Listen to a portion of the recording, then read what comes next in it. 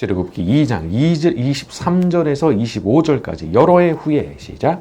여러 해 후에 애굽 왕은 죽었고 이스라엘 자손은 고된 노동으로 말미암아 단식하며 부르짖으니 그 고된 노동으로 말미암아 부르짖는 소리가 하나님께 상달된지라.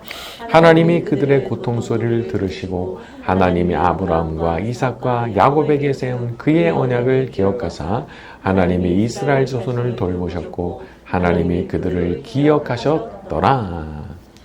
23절에 여러 해 후에 애굽 왕은 죽었고, 자, 여기 애굽 왕, 이 바로라고 하는 자리는 진짜 이 고대 사회에서는 대단한 자리입니다. 왜냐하면 스스로를 신으로 불렀던 그런 사람이거든요. 태양신이라고 그렇게 생각했잖아요. 근데 그런 사람도 그냥 끝나는 날이 오는 거예요. 우리 성경 한 구절 찾아봅니다. 전도서 7장 4절 구약성경 954쪽입니다. 전도서 7장 4절 구약성경 954쪽쯤에 있습니다. 전도서 7장 4절 구약성경 954쪽쯤에 있습니다. 자, 찾으셨나요? 자, 전도서 7장 4절 지혜자의 시작. 지혜자의 마음은 초상집에 있으되 우매한 자의 마음은 혼인집에 있느니라. 자, 지혜자의 마음은 초상집에 있다는 거예요. 말하자면 끝에가 있다는 거예요. 끝에 그 마지막. 그러니까 늘 마지막을 생각하면서 자기 삶을 사는 거예요. 이게 지혜자예요. 근데 반대로 우매자, 아주 어리석은 사람의 마음은 어디 있어요? 혼인집에 가 있다는 거예요. 당장 자기가 즐기는 일에만 온통 마음이 가 있는 거예요. 그러니까 자기 삶에 끝이 있다. 이 생각 전혀 하지 않고 사는 거예요. 여러분, 우리가 우리 삶에 끝이 있다는 사실을 생각하면 영원하신 하나님 앞에 나가지 않을 수 없는 겁니다. 하나님만이 영원하시고 그분만이 우리에게 영생을 주실 수 있는 분이시니까. 사람이 살아가는 동안 참 죽음에 대한 두려움에 얼마나 시달리게 됩니까? 특히나 믿지 않는 분들은 더더욱 그렇죠. 늘 죽음에 대한 공포가 한켠에 항상 있는 거예요. 그러나 우리는 다르죠. 영혼의 주인이신 우리 하나님께서 우리를 자녀로 삼아 주셨고 우리에게 영생을 주셨기 때문에 우리는 어떤 면에서는 죽음을 말이죠. 굉장히 편안하고 기쁘게 받아들이는 사람들이에요. 왜? 우리 육신의 그 죽음이 오는 그 순간이요. 우리한테는 영생으로 가는 그 문을 열어주는 순간이거든요. 우리의 육신이 죽는 그 순간이 우리한테는 영생으로 들어가는 그 문을 확 열어주는 순간이 된단 말이죠. 사도행전 7장에 보게 되면 스데반이 이렇게 말을 합니다. 순교하던 그 시점에 성령 충만하여 하늘을 우러러 주목하여 하나님의 영광과 예수께서 하나님 우편에 서신 것을 보고 보나 하늘이 열리고 인자가 하나님 우편에 서신 것을 보노라. 스데반이 순교하던 그 순간 영안이 열리면서 하나님의 영광과 그 보좌 우편에 서 계시는 예수님이 보였다는 거예요. 그러니까 그 환희, 그 기쁨, 그 감격 가운데서 스데반은 숨을 거둔 거예요. 비참하게 죽은 게 아니에요. 그 마지막 순간 영안이 확 열리면서 그 천국의 광경을 보면서 그 사람은 하늘로 올라간 거예요. 우리의 마지막 순간 어떻겠습니까? 우리에게도 이와 같은 일들이 일어나게 되는 거죠. 삶의 마지막 순간 스데반이 경험한 것처럼 하늘이 열리고 하나님의 빛나는 영광이 보이는 그 체험이 우리 모두에게도 있게 될 줄로 믿습니다. 자, 또 한 가지 보고 싶은 부분은 역시 23절에 이스라엘 자손이 그 고된 노동으로 말미암아 부르짖는 소리가 하나님께 상달된지라 하신 이 부분입니다. 이스라엘 자손이 하나님을 향해 막 부르짖는 소리를 우리 하나님께서 들으셨다는 거예요. 여러분, 우리는 어려울 때마다 힘들 때마다 부르짖어야 됩니다. 부르짖어야. 여러분, 사람이 말없이 이렇게 속으로 운다 그런 말도 있죠. 속으로 운다. 근데 사실 한편으로는요, 겉으로 분명히 우는 게 있거든요. 눈물 막 뚝뚝 떨어뜨리고 막 엉엉 울면서 통곡하는 거 있거든요.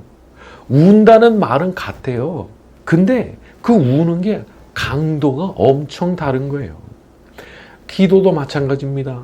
속으로 기도한다. 물론 그것도 기도죠. 하지만 자기의 입을 벌려서 기도한다. 이건 다른 차원이에요.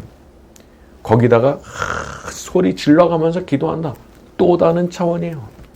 거기다가 새벽 기도, 작정 기도, 철야 기도, 마지막 금식 기도, 이거는요 레벨이 달라요. 그냥 지나가듯이 스치는 생각으로 하는 기도와 금식 기도라고 하는 거는요 정말 하늘과 땅의 차이인 겁니다. 하늘과 땅의 차이. 이건 비교를 할 수가 없는 거예요. 그 정도로 같은 기도라는 단어를 쓰지만 그 내용물이 엄청나게 다른 거예요. 여러분 누군가 나한테 도와달라고 그러는데 내 눈을 쳐다도 안 보고 핸드폰 하면서 딴짓하면서 도와주실 거예요? 그렇게 물어보는 사람이 있었고, 또 한 사람은 내 앞에 와가지고 눈물을 뚝뚝 흘리면서 아니면 또 이제 엉엉 울면서 막 목이 쉬도록 소리 지르면서 자기 좀 도와달라고 막 이렇게 울면서 소리 지르는 사람이 있다고 칩시다. 누구 말 들어주겠어요? 누구 말을 들어주겠어요? 근데 기도가 딱 그래요. 너무 명확한 거예요. 여러분 하나님께서 누구의 기도에 더 빨리 반응하시겠습니까? 기도는 간절해야 됩니다. 간절해야 진짜 힘이 있는 기도가 되는 거예요. 간절할수록 하나님이 빨리 반응하시니까. 또 우리 24절과 25절에 보게 되면은 그들의 고통 소리를 들으시고 언약을 기억하사 하나님이 그들을 기억하셨더라 이렇게 되어 있습니다. 기도는요, 그 고통스러운 심정으로 간절히 드리는 기도는요, 하나님께서 날 기억하시게 만드는 거예요. 날 기억하시게. 하나님께서 당신의 또 약속을 기억하시게. 자, 우리 성경 한 구절 또 찾아봅니다. 이사야 62장 6절과 7절입니다. 구약 성경 1043쪽쯤에 있습니다. 구약 성경 1043쪽 이사야 62장 6절과 7절입니다. 이사야 62장 6절과 7절 구약 성경 1043쪽. 자, 예루살렘이여 시작. 예루살렘이여 내가 너의 성벽 위에 파수꾼을 세우고 그들로 하여금 주야로 계속 잠잠하게 하지 않겠는지라. 너희 여호와로 기억하시게 하는 자들아 너희는 쉬지 말며 또 여호와께서 예루살렘을 세워 세상에서 찬송을 받게 하시기까지 그로 쉬지 못하시게 하라. 6절에 여호와로 기억하시게 하는 자들아. 여호와로 기억하게 하시는 자들아. 이거 누굽니까? 기도자들이에요. 기도자들이 누구냐? 하나님으로 하여금 기억하시도록 만들어드리는 사람이에요. 그로 쉬시지 못하게 하라. 우리 하나님은 놀랍게도 기도자들의 기도를 통해서 일하시는 분입니다. 참 신기한 일이죠. 왜 그런지 모르겠어요. 근데 우리 하나님은 항상 기도자들의 기도가 닿는 곳에 가서 일하시거든요. 그 신기한 거예요. 그 하나님의 주권적 역사입니다. 하나님은 기도하는 사람들의 기도가 닿는 그곳에 역사하시지 기도가 없는 곳에 역사하시지 않는 거예요. 여러분 기도하고 있습니까? 내 기도가 닿는 그곳을 우리 하나님께서 기억하시고 우리 하나님께서 기억하시는 그곳에는 하나님의 역사가 반드시 나타나게 되는 줄로 믿습니다. 반드시 나타나게 되는 줄로 믿습니다. 자, 우리 출애굽기 3장으로 넘어갑니다. 출애굽기 3장. 자, 1절과 2절이요. 모세가 시작. 모세가 그의 장인 미디안 제사장 이드로의 양떼를 치더니 그떼를 광야 서쪽으로 인도하여 하나님의 산 호렙에 이르매 여호와의 사자가 떨기나무 가운데로부터 나오는 불꽃 안에서 그에게 나타나시니라. 그가 보니 떨기나무에 그 떨기나무가 사라지지 아니하는지라. 자, 모세는요 평소처럼 양떼를 치고 있었습니다. 근데 여기 1절에 보면은요 자기 양이 아니고 누구 양이에요? 장인 이드로의 양떼 그렇게 표현을 합니다. 저는 이 부분이 아주 묘하더라고요. 아니 그렇게 오래 살았는데 나이가 지금 80이나 됐는데 자기 양이 없는 거예요. 여전히 장인의 양떼라 그렇게 표현되는 걸 그걸 치고 있는 거예요.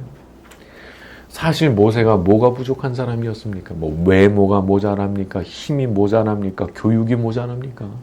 애굽의 왕자였던 사람인데 그런데도 아직 장인의 그늘 아래서 나이가 80이 다 됐는데도 너무 작고 초라한 곳에 이렇게 묶여 있는 거예요.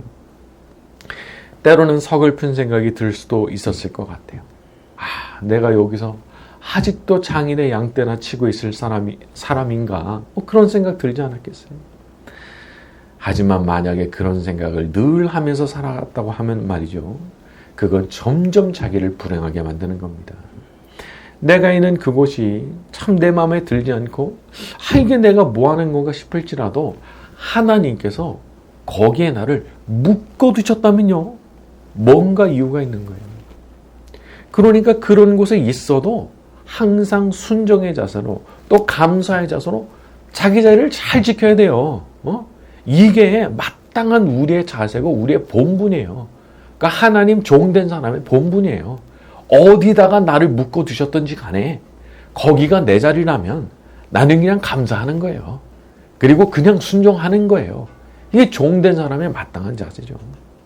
자, 그런데 하나님의 때가 이르니까 일이 생겨나는데 여호와의 사자가 불꽃 가운데 나타난 거죠. 모세가 그렇게 일찍부터 하나님의 섭리 가운데 태어난 사람이었지만 그때까지도 나이가 80에 가까울 때까지도 사실 이런 일을 경험해 본 적이 없는 사람이었습니다. 자, 그런데 그 일이 이렇게 늦게 참 인간적 관점에서 볼 때 너무 늦게 일어나는 거예요.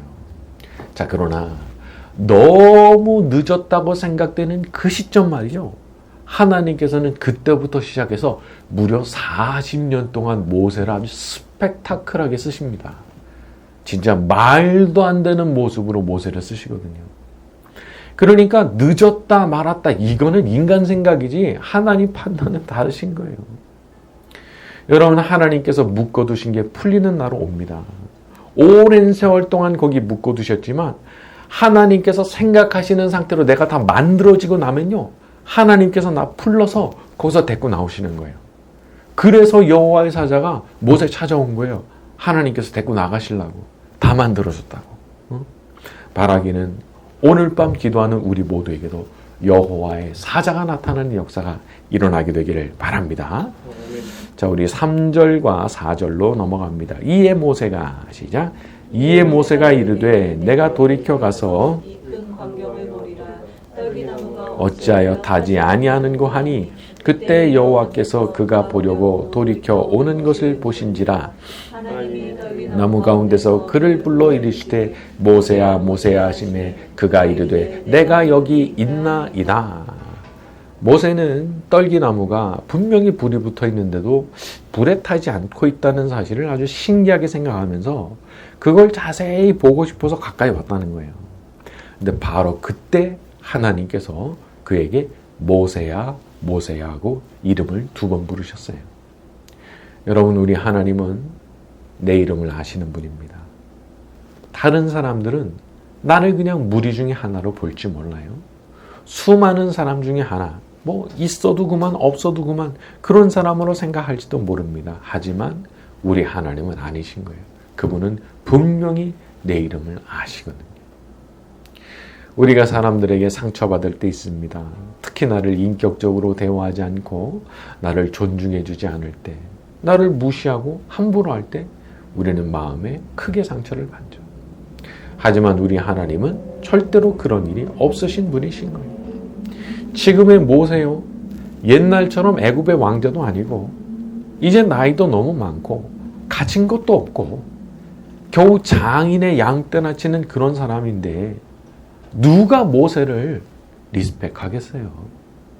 안 해주는 거예요. 하지만 우리 하나님은 그런 모세에게 나타나셔서 어떻게 부르셨어요? 너무나 다정하게 모세야 모세야. 이게 무슨 얘기예요? 내가 너 안다 이거예요. 너 모세잖아 너. 내가 너 보고 있었다고. 저는 이 부분을 보면서 참 우리 하나님께서 이렇게 좋으신 분이구나 그런 생각을 하게 됐습니다. 우리 하나님께는 나는요 무리 중에 하나가 아니에요. 수많은 이름 모를 사람 중 하나가 아니에요. 모세에게 그렇게 하셨던 것처럼 그분은 나한테도 이름을 불러주시는 분이에요. 아무개야 아무개야. 오늘 밤 우리가 기도할 때도 우리의 이름을 불러주시는 그 하나님의 다정한 음성이 우리 모두에게 들려오게 되기를 바랍니다. 자, 5절 마지막으로 다뤄봅니다. 하나님이 이르시되 시작. 하나님이 이르시되 이리로 가까이 오지 말라. 내가 선 곳은 거룩한 땅이니 내 발에서 신을 벗으라. 자, 여러분 반드시 간격이 있어야 됩니다. 간격. 내가 선 곳은 거룩한 땅이니 내 발에서 신을 벗으라.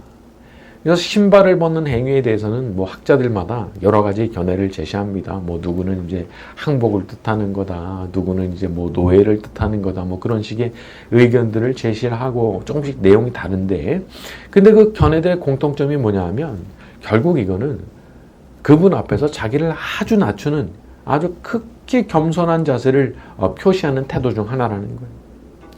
우리는 절대 하나님 앞에서 건방진 태도를 가지거나 까부는 태도를 가질 수가 없는 존재입니다. 이게 얼마나 중요한 건지 몰라요. 세상에는 지금도 자기의 경건을 자랑하고 자기의 기도의 능력을 자랑하면서 자기하고 하나님이 무슨 술친구라도 되는 것처럼 그렇게 행세하는 사람들이 있어요. 그거 얼마나 무서운 죄인지 몰라요. 여러분 모세 같은 사람한테도 하나님께서 너 더 이상 가까이 오지 말고 너 신발 벗으라고 그렇게 말씀하셨어요. 여러분 참된 경건에는요 언제나 지극히 높고 거룩하신 하나님에 대한 경외심이 항상 있는 거예요. 그리고 자기 자신에 대해서는 반대로 한없이 낮아지게 되는 거예요. 이게 진짜 높은 경건의 표지예요. 진짜 표지예요.